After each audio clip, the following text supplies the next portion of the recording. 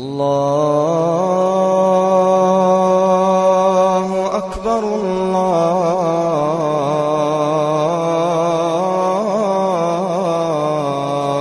Akbar. Allah sudah bongkar siapa tuh syaitan, disuruh jadikan sebagai musuh. Tahu musuh teman-teman? Kalau saya lagi pegang pedang, syaitan lagi pegang pedang, musuh saya lagi pegang pedang di medan perang, saya harus berhati-hati menangkis serangan atau menyerang. Kalau saya diam, diserang tidak nangkis, saya akan dibunuh. Syaitan akan selalu berusaha, targetnya adalah menyesatkan, membunuh manusia. Kalau kita lepas misalnya daerah-daerah terbuka sedikit, dibelah sama dia nggak akan coret, dia akan tusuk, berusaha supaya kita mati. Orang dibuat-buat dosa, begitu buat dosa, dibuat putus asa supaya bunuh dirilah dia. Sampai mati. Bagaimana syaitan bisa membunuh anak Adam ini? Memang sudah itu targetnya iblis. Dan iblis ini teman-teman sama dengan Adam. Sekarang kita ini semua anak cucunya Adam. Iblis punya anak cucu sebanyak ini. Kerjanya disesatkan oleh iblis supaya menyesatkan anak Adam. Selalu mereka lakukan itu teman-teman sekalian. Maka Allah mengingatkan kepada kita dengan hati-hati sekali. Ingat, jangan jadikan syaitan itu sebagai teman-teman kalian. Dan perlu teman-teman tahu, jin ini lebih banyak jumlahnya dari manusia ya. Lebih banyak. Iblis tadi yang kita sedang bahas, salah satu dari golongan jin. Jadi ada jin-jin yang lain. Allah ceritakan dalam surah jin khusus. Surah nomor 72 bicara masalah itu. 18 ayat pertama, itu Allah menceritakan tentang masalah adanya jin-jin beriman. Jadi di alam jin ada jihad, ada dakwah. Tetapi kepada syaitan, dan syaitan ini golongan fasik dan golongan kafir dari jin. Ada jin mukmin, ada jin fasik, ada jin kafir, sama manusia. Ada manusia beriman, ini yang beriman manusia, dan jin yang beriman tidak akan interaksi. Kalau golongan fasik dari manusia dan golongan kafir, fasik maksudnya muslim tapi masih banyak dosanya. Di alam jin juga ada jin fasik, muslim tapi banyak dosanya, dan ada kafir. Di alam jin, fasik sama kafir ini namanya syaitan. Jadi semua syaitan pasti jin, tidak semua jin itu syaitan. Bisa ditangkap ini ya? Oke. Ini pemahamannya. Nah, syaitan ini dipimpin oleh iblis. Jadi iblis bukan raja jin, tapi raja syaitan. Teman-teman sekalian, semua syaitan kita disuruh jadikan musuh.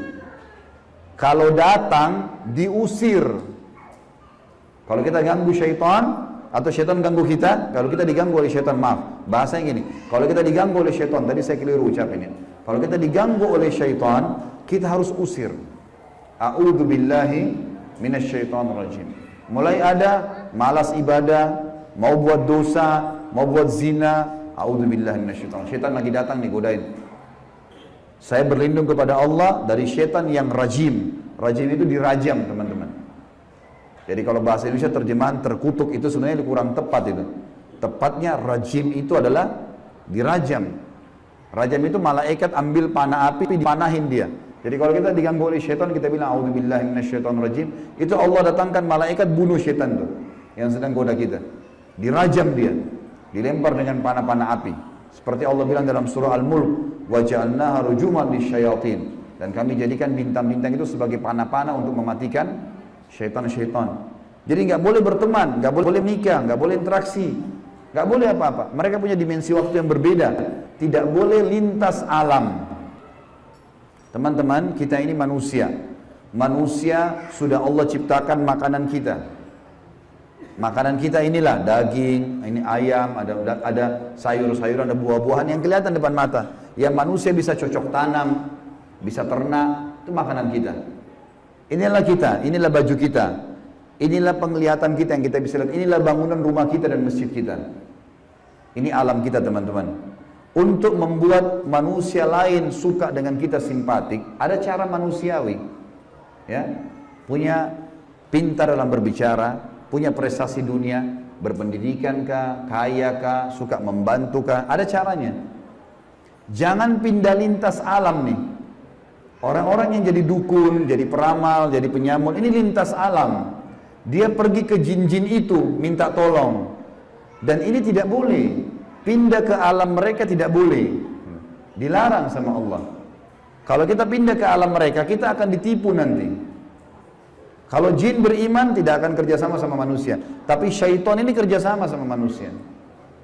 Ingat, kita pemimpin, garis bawahi kalimat ini. Jadi orang-orang yang jadi dukun itu kalau mereka pergi ke bersemedi di gua, di pinggir pantai, manggil-manggil wahai dewa, wahai penjaga ini, apalah di Indonesia, ini Roro Kidur lah atau apa semua dipanggil Gondoruo, Tuyul.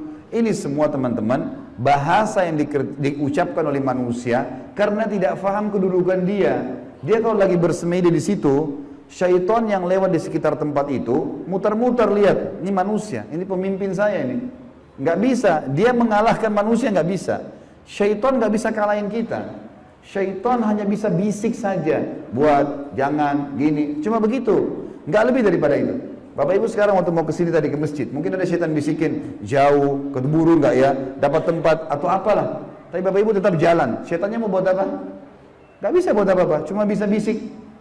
Jangan gini, gitu, segala macam. Cuma itu, manusia kalau bantah, nggak bisa buat apa-apa dia. Nggak bisa syaitan menjelma cekik kita, enggak, kamu harus berzina. Nggak. Syaitan cuma bisik, itu zina, itu perempuan, itu begini. Tapi kalau saya bilang enggak, saya nggak mau. Terus syaitannya buat apa? Nggak bisa buat apa-apa, lemah sekali. Allah bilang inna kaidah syaitani kana dhaifa. Syaitan itu lemah sekali. Kalau ada manusia yang tidak faham tentang kedudukan mereka sebagai khalifah, ditipulah oleh syaitan itu. Sama tadi orang bersemedi itu. Sebenarnya teman-teman sekalian, di muka bumi ini yang mengatur kadar udara, oksigen yang kita hirup, populasi manusia, populasi hewan-hewan, kadar panas udara, api, air, segala macam, ini ada malaikat-malaikat. Teman-teman kalau mau baca surah Al-Ma'arij dan surah Al-Buruj, surah nomor 77 dan surah nomor 79. Di situ disebutkan panjang lebar tentang tugas-tugas malaikat. Jadi yang urus lautan, urus gunung, urus tumbuh-tumbuhan, semua ini malaikat, makhluknya Allah. Rukun iman kita yang kedua, kita harus yakin mereka ada. Nah, kalau ada manusia datang ke gua-gua ini, minta-minta, panggil syaitan, panggil dewa, panggil penjaga gua atau apa saja, syaitan di sekitar situ tadinya takut sama manusia ini. Makanya orang kalau bersemedi nggak pernah kurang dari 3 hari, 1 minggu, ada yang 1 bulan, ada yang bertahun-tahun bersemedi. Baru syaitannya keluarin suara tuh. Dilihat orang ini kok bodoh benar, dulu nggak makan, nggak minum. Iya, kamu mau apa? Saya mau ilmu kebal. Lihat, perhatikan syaitan tipu dia. Disuruh makan kotorannya sendiri, disuruh minum darah, disuruh ini, lintas alam lain nih. Manusia tidak mungkin mau minum darah. Fitrahnya kita nggak suka itu. Alam kita beda, kita nggak boleh makan itu memang. Allah buat kita nggak suka itu. Syaitan suka dengan bau-bau busuk, bau kotoran. Manusia nggak suka. Syaitan suruh manusia ini ikuti dia, suruh bersemedi. Dan ini disebutkan teman-teman, sebab turunnya surah jin ini karena ada orang-orang Arab jahiliyah dulu. Mereka ini teman-teman kalau mau kalau lagi perjalanan bagi safar, kepala sukunya, kepala kafilah, kepala perjalanan itu kalau sudah istirahat di satu lembah, dia tiba-tiba keluar, dia ambil setengah bekal makanan, dia bawa ke tengah-tengah lembah, lalu dia bilang begini, wahai penjaga lembah, ini setengah bekal kami, jangan ganggu kami ya. Ini perkataan siapa? Perkataan kepala kafilah tadi. Maka Allah bongkar dalam Al-Quran, dalam surah Jin, Allah katakan 18 ayat pertama diantaranya, fazaduhum rahaqa. Maka syaitan-syaitan di sekitar lembah itu semuanya makin mengerjai mereka, makin jadi tuh. Kalau ada satu kampung misalnya kayak di Indonesia ini paling banyak seperti itu. Ada satu kampung lewat jembatan, tersebar berita, itu di jembatan kalau malam hari ada nenek-nenek tuh. Syaitan tunggangi itu isu. Kalau ada orang takut, makin jadi, makin kelihatan. Yang lihat hanya orang yang takut saja. Orang yang tidak takut tidak bakal lihat. Tidak bakal kelihatan. Tentu teman-teman sekalian, kita ini sampai azan Isya, sholat Isya dulu baru kemudian kita lanjutkan materinya. Teman-teman sekalian, kalau ada satu rumah, orang bunuh diri di situ. Orang bunuh diri. Kalau kita lewat, pagarnya rumah orang itu 10 meter. Kita lewat 1 meter pertama, 2 meter pertama, semua syaitan di sekitar rumah itu bisikin kita. Itu yang bunuh diri perempuan, rambutnya panjang, matanya belalak, keluar darah dari hidungnya. Terus, sebelum antum ini, anda ini ngelewatan 10 meter pagar itu. Dia takut-takutin. Kalau kita takut di 5 meter misalnya, balik ke sana kita lihat benar tuh. Perempuan yang gantung diri itu kita lihat, padahal sebenarnya tidak ada. Itu permainan syaitan di sekitar rumah itu. Ini saya bongkar kedoknya biar Bapak Ibu tahu. Jadi syaitan kalau ada di sini marah sama saya, biarin aja dia marah. Karena emang dia begitu kerjain manusia. Dia kerjain manusia. Kalau ada teman kita jalan tanya, kamu takut gak? Kamu lihat gak? Dia bilang enggak, karena dia tidak takut. Kalau dia takut, dia bayangkan nenek-nenek misalnya. Dia lihat nenek-nenek di sana. Jadi orang makin benar, makin tahu tauhid ini, makin tahu kisah awal Nabi Adam, musuh kita syaitan, Allah bilang syaitan itu lemah, tidak bisa buat apa-apa. Ini semua teman-teman sekalian akan membuat seseorang di antara kita jadi kokoh. Jadi tidak mudah tergoda oleh syaitan. Dan ini makna daripada hadis Nabi SAW. Hai Ibnu Khattab, Umar bin Khattab, kalau kau lewat di sebuah lembah, syaitan tahu kau lewat di lembah itu, dia cari lembah lain. Padahal Umar nggak pernah lihat syaitan itu. Syaitan yang lihat Umar. Kok bisa syaitannya takut? Karena tahu kalau Umar ini sudah tahu. Sedikit ada gangguan syaitan, langsung Umar baca, A'udzubillahi minasyaitonirrajim. Berarti Allah utus malaikat bunuh dia. Orang-orang yang takut saja, yang belum paham, baru kemudian dikerjai oleh syaitan itu. Seperti itulah pemahamannya. فَبِأَيِّ آلَاءِ رَبِّكُمَا تُكَذِّبَانِ كُلُّ مَنْ عَلَيْهَا فَانٍ